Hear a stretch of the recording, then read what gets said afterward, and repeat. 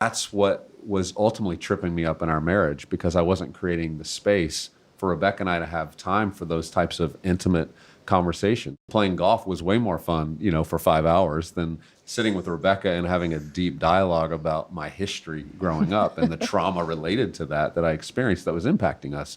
And so I think as we move into this, especially as men, we want to just take account that we're giving the time necessary to this relationship, that we're saying we're going to prioritize our relationship. And we encourage couples to look at the next year ahead and say, we're going to give this a year of just investment, of higher priority, maybe canceling some other things on the social calendar, and giving ourselves some space to do this kind of work together.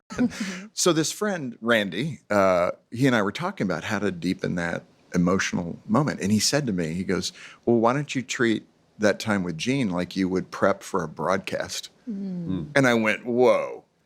Right. Because I spend time, reading a book, looking at questions that are prepared, all the connections of that, Well, now on my iPhone, I'll put in the notes questions to ask Rebecca when we're having dinner one night. And it feels dumb to do that. Like, I love it. I was going to say, why do I I'm still like, have to do you that? prepared for this? She kind of lit up when you said that. Guys need to feel that permission. Like, hey, when you hear an interesting thought, or you're learning, or you're listening, or reading a book, think about a question you could discuss as a couple. This, for Rebecca, does enliven the relationship. It shows interest into her. The definition some have used of intimacy is into me, you see. Yeah. Right? And you can only do that through some good conversation.